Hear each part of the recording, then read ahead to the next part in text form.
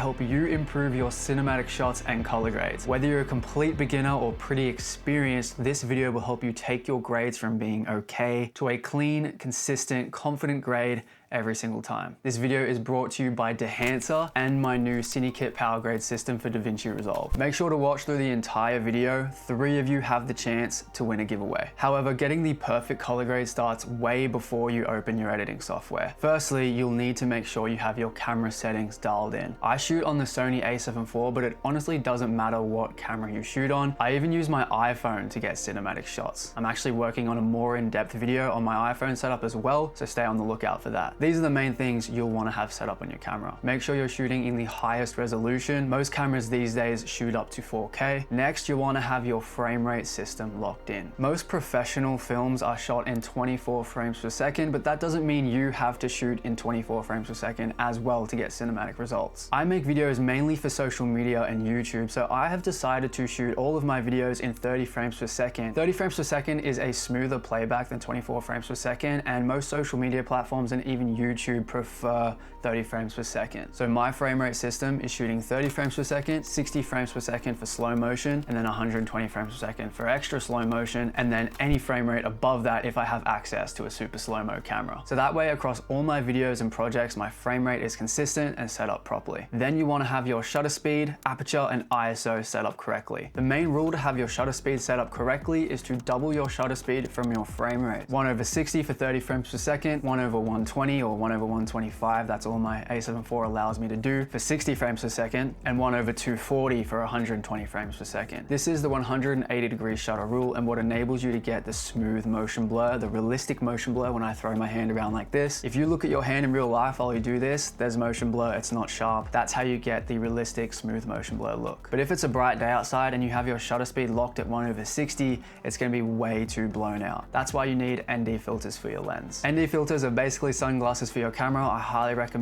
getting a variable ND, so depending on the lighting situation outside, you can twist the ND filter and change the exposure. I'll have a few ND filters that I highly recommend linked in the description as well. Having an ND filter on your lens also allows you to lower your aperture as much as possible and separate your subject from the background. The lower the aperture, the more light gets let into the camera, which is why we need ND filters. The lower the aperture, the blurrier the background basically, and the blurrier the background, the more cinematic it looks, right? So I'd highly recommend investing in a prime lens. The lens I'm using right now and the lens I have on my camera all the time ever since I got it is the Sigma 24mm 1.4. So that 1.4 is the lowest aperture on this lens. This thing is amazing. I never take it off my camera. Having a low aperture of 1.4 is also really beneficial for low light situations as it's letting more light into the camera. Next, you want to have your white balance set and locked correctly for the location and lighting situation. Just go into the white balance settings on your camera and select one of the presets that are there, like the sunny day, the cloudy day, in the shade. Any of those presets are good. As long as you set them and lock them, it's better than shooting on auto white balance and having the camera trying to figure out what the white balance should be. As soon as you change direction and point the camera this way and then point it this way, the white balance is going to be completely off, and that's more work you have to do later on in editing. We want to have all these settings and adjustments set up properly while we're out shooting, and it makes our post-processing and color grading much easier. Lastly, and most importantly, is shooting in a log color profile and in 10-bit on your camera. On my Sony a7 IV, it allows me to shoot 422 10-bit S-Log3, which really helps you push the colors later on in post. Basically, log is a much wider dynamic range than a normal standard Rec 709 color profile on a camera. So you're definitely going to want to have that enabled. Now that you're shooting in log, in my case S-Log3, you want to make sure you have your ISO set up correctly. I'm not sure how it works for most other camera brands, but when shooting in S-Log3 on a Sony, you want to stick to these two important ISO values. You want to stick to your camera specific native base ISO and then the dual base ISO as well. For my a7 IV in S-Log3, the base ISO is 800 and then the dual native base ISO is 3200. So these are the only two ISO values I am inputting into my camera. All you need to do to figure out what your dual native base ISO options are for your specific camera is just ask Google or ChatGPT and they'll give you the answer. So I'm always either set at 800 ISO or 3200 ISO, nothing in between, nothing above. These two ISO values are going to get you the cleanest image, the cleanest result, so stick to these ISO values. So typically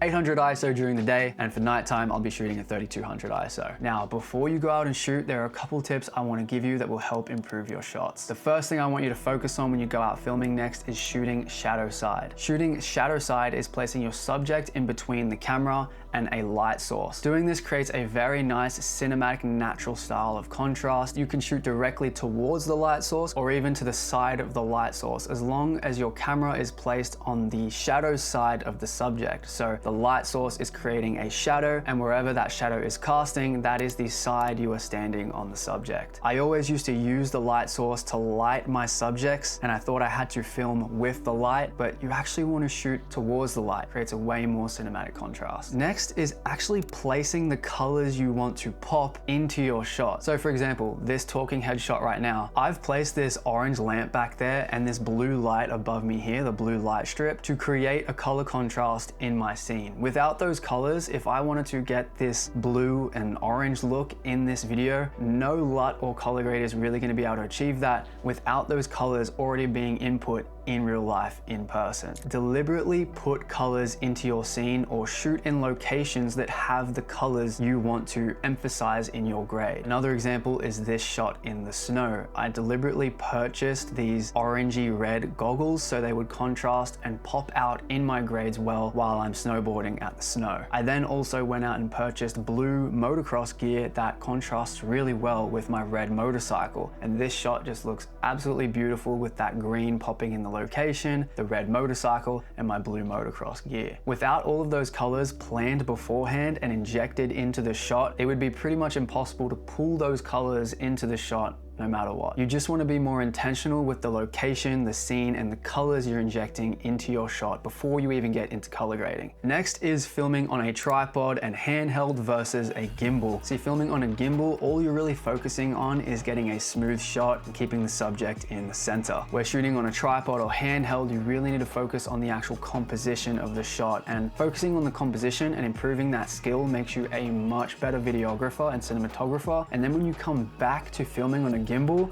you can use all of those composition skills you learned from restricting yourself to a tripod into your gimbal shots, and all of your other types of shots will be 10,000 times better because of the skills you acquired from restricting yourself to shooting on a tripod or handheld. Dehancer is a film emulation plugin, and I've actually been using it for over a year and a half now. So when they reached out to do a collaboration and a giveaway, I was down. Let's quickly run through what the Dehancer film emulation plugin can do, and then I'll show you how I use it inside of my new CineKit Powergrade system. Here we are in DaVinci on the color page tab. I just have one node here. We're gonna go up to the effects and type in Dehancer and throw that onto the one node. Dehancer actually works across a bunch of different editing platforms: Premiere Pro, DaVinci Resolve, Final Cut. You can even use it in Photoshop, I believe. Let's run through some of the tools and how powerful Dehancer is to color grade your footage with. We'll go down to the bottom here and disable all tools. Firstly, up here under input, you don't even need to do a CST. You can transform your log footage into Rec. 709 in Dehancer. So here we're gonna go source, choose camera, vendor. I'm gonna find shot on a Sony A7 IV in S-Log3, S-Gamut3 Cine. Our footage is transformed from log to Rec. 709 in Dehancer itself. We have a few little adjustments here like exposure. I'm actually gonna slide that down just a little bit. I might cool the temperature off just a little bit and tint it up with a little bit of pink into the shot as well. There we go, we just adjusted our exposure and fixed our white balance for our shot as well. Next we have film profiles. We just enable that and we can scroll through different film profiles here. I'm gonna choose Kodak Portra 400. I typically don't really use these film profiles, but it's still cool that you have all of these options in here to flick through and see what you like. We'll go with Kodak Portra for now, and you can change the push and pull as well and see how that adjusts your clip.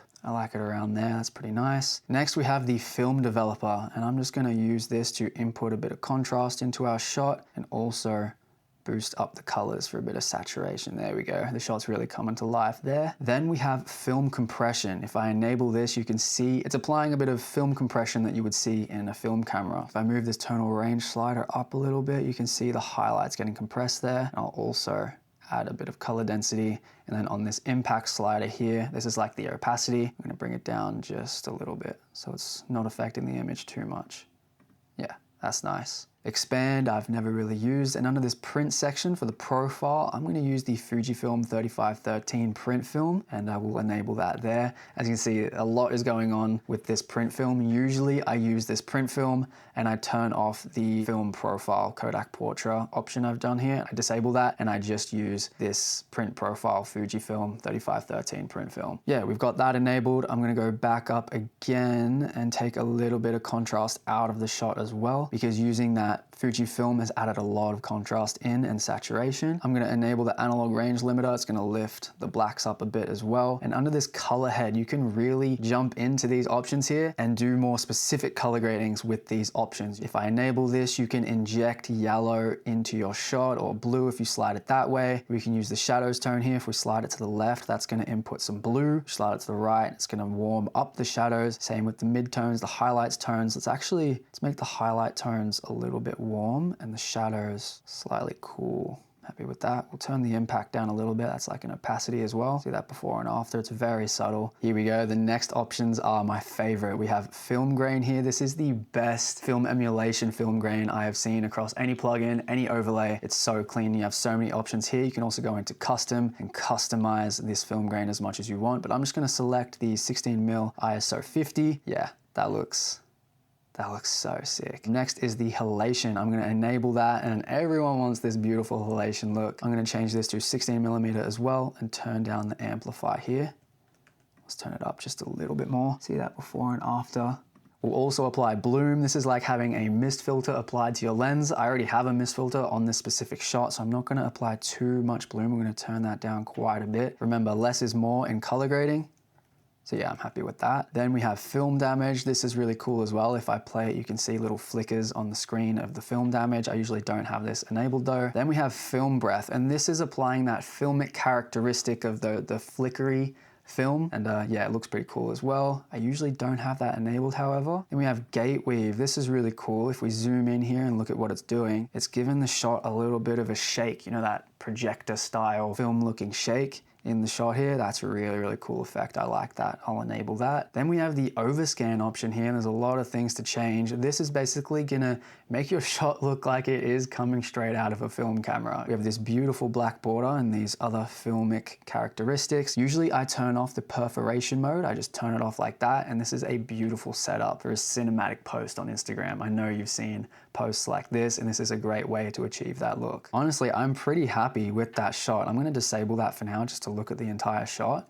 I'm pretty happy with this shot, and that's all coming from one node with the Dehancer plugin. I highly recommend this Dehancer plugin, and if you're interested in it, you can use code JesseJ to save 10% on your order. Now I'm going to show you how I use Dehancer inside of my new CineKit Powergrade system, which is my DaVinci Resolve node tree that I use across all of my projects and all of my cameras. So let's jump into it. Here is the CineKit installed into DaVinci Resolve. We have a Dehancer version and a stock version as well if you don't have Dehancer. So if I drag the CineKit Powergrade onto my clip, here is my exact DaVinci Resolve node tree I use for every project, every camera, and every video. Jumping into DaVinci Resolve, and especially the color page, can be very intimidating, and you may not know where certain nodes should go, or where the CST should go, or where your creative LUT should go. So I created this node tree to help you implement the perfect system to help you get the results you want and consistent grades across all of your videos. All the nodes are strategically placed. It's not too complicated.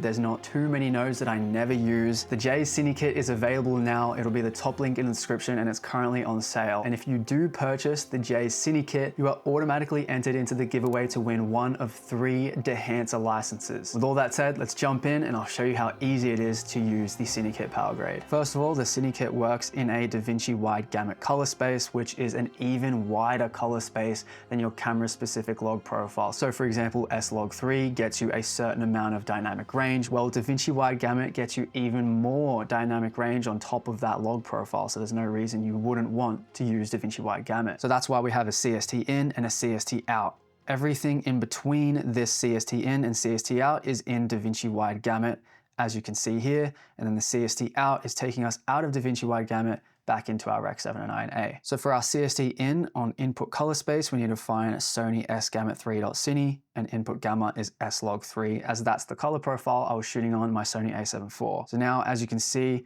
our shot has been transformed from log to Rec 709. Next up here, we have exposure. I'm going to quickly run through the basics of how I color grade my shots. There is a full short course on exactly how to use each node and how to make the most out of the CineKit Powergrade included with the purchase of the CineKit. Let's just adjust exposure here. The shot is exposed pretty well. I'm going to bring the lift down just a little bit and also the gamma, and I'll punch up the gain ever so slightly. And doing that creates a bit of natural contrast as well, as you can see. The next node here is a contrast node. I can enable that to add a bit of contrast, but I'm not going to for this shot. Then we have linear white balance. This is the best way to adjust your white balance in post as accurately as possible, as if you were adjusting it in camera. This node is set in a linear gamma, so we can just adjust our gain wheel here to fix the white balance. I'm just looking over here at my vector scope and kind of trying to center that up basically. There's the before and after. Yep, I'm happy with that. Very subtle. Then we have a temp, which is a more creative adjustment to the temperature of the shot, which I'm not going to get into yet. Maybe later after I apply my look, I will come back to that. Next, we have our saturation node. I'm going to enable that to add in a bit of cinematic saturation. This is using the HSV technique, which is a really subtle cinematic way to apply saturation to your clip. So how this node works is if you adjust the gain slider here, it is adding a nice amount of saturation in. I'm going to put it around there.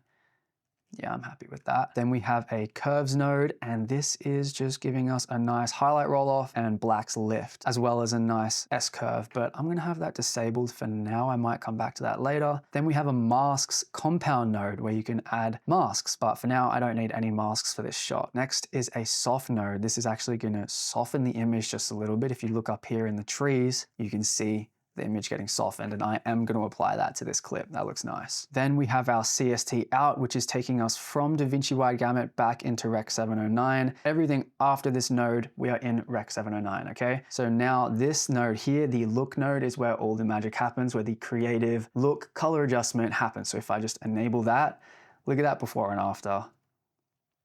So clean, and inside this look compound node, that is all coming from this 709 LUT 1 in this parallel node structure right here. So if I disable and re-enable that, you can see the difference it's making there. I've created a fresh new all-around LUT for this power grade to be built around, and if I click reveal selected LUT, as you can see here, this power grade comes with my new LUT Monarch, and yeah, this is just an all-around beast of a LUT. So I'm going to jump in here and turn it down just a little bit more, 0.6. It was a bit too powerful. As you see here, there are other node options that are turned off. I explain all that in much more detail in the short course included with the CineKit. So let's jump out of the look node here, and the next node is our effects. If I enable that, you can see everything that is happening to this clip. We have a nice radial blur on the edges of the shot, giving us that anamorphic style, as well as a bit of RGB split, halation, bloom, vignette as well. That is all found inside of this effects node right here. And that is where I am using Dehancer. In this bloom node, if I go to the effects, I am using my custom adjustments for bloom, and same for the halation node. I am using custom adjustments here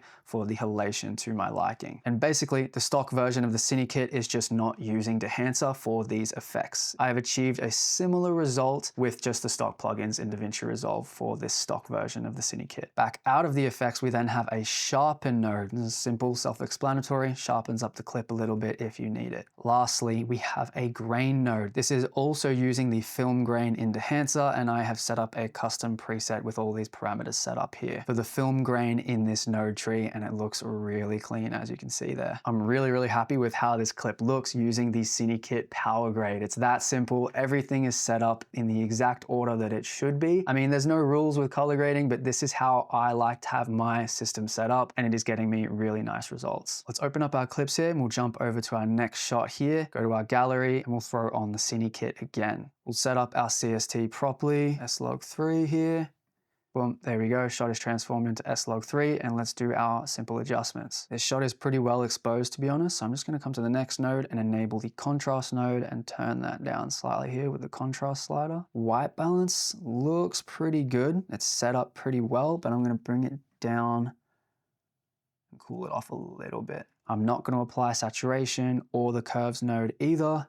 I'm not going to apply any softness, but I am going to apply my look here. Damn, that looks sick. So as you can see, you do not need to use every node in the node tree. Just the ones that you feel are required for each specific shot. This clip was filmed perfectly, it's exposed perfectly, the white balance was set pretty much perfect, so there's not much I had to adjust, and that makes my color grading process easier for me now that I filmed this shot really well. I'm going to jump into the look node, and you can actually pair LUTs with other looks. So I've got this Kodak compound node set up, which is using the film looks inside of DaVinci Resolve. I'm going to enable that as well. Actually, no, that's a little too powerful. Not for this one, not for this one. I'm going to enable the effects, turn off vignette, radial, bloom. I already had a lot of mist on this clip, and the halation as well. I just want this RGB split node. There's a little bit of noise in this clip as well. That's why I have a noise reduction node at the start of this clip. We're just going to enable that, and it will clean up all of that noise for us. Noise reduction cleaned up the noise, but it has also softened our image quite a bit, and I want this to be a nice sharp clip. So we're going to come to our sharpen node here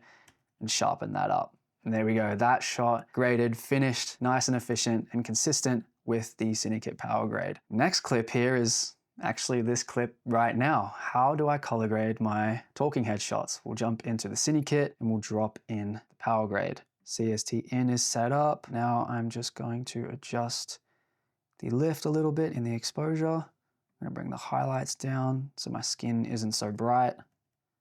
White balance is perfect because I filmed in this studio room, had the white balance set up properly. Next, we're going to enable the curves, and I'm going to bring the blacks back down. I really just want this highlight roll off so my skin isn't so intense. I'm also going to soften the image up. We'll apply our look, and as you can see, that's way too powerful. Let's jump into the compound node.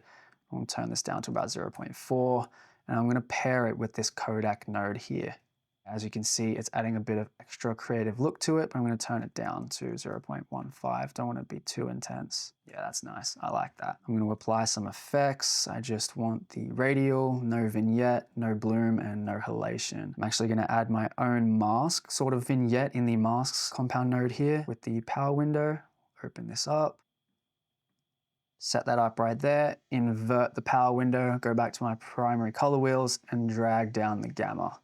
And that really puts the focus on the subject, which is me here in this talking head shot. And that is pretty much all I would do for this clip. That's before, and that's after using the CineKit Powergrade. Very, very powerful. Next clip here, let's use the stock version of the CineKit.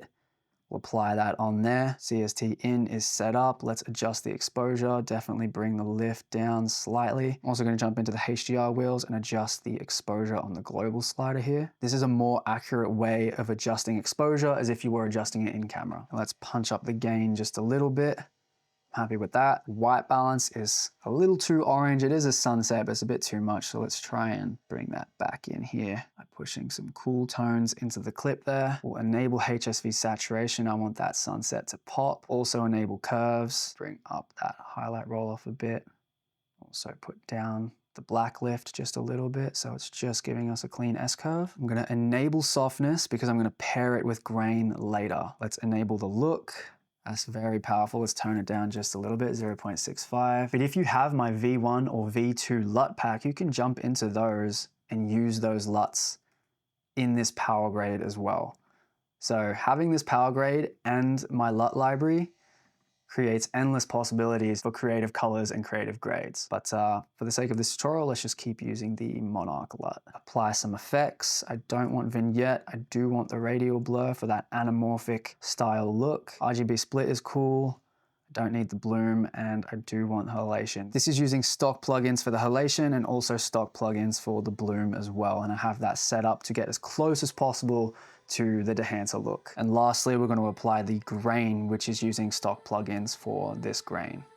Looks so clean. That's before, that's after the CineKit Powergrade. So sick. And that is exactly how I color grade in DaVinci Resolve for all of my projects, any camera, with my CineKit Powergrade system for DaVinci Resolve. The CineKit is not just a Powergrade, it's also a short course going very in depth into exactly how I color grade my footage, even more in depth than I went today, as well as explaining all of my DaVinci Resolve project settings and export settings to make sure everything is set up properly. The kit also comes with 5 of my high sample shots for you to practice grading with and have some fun. And remember, if you purchase the CineKit, you are automatically entered in to win one of 3 Dehancer licenses for your choice of editing software. With all that said, if you enjoyed this video and found some value in it, please let me know in the comments down below. If you want to watch another video like this one, click over here and I'll see you over there.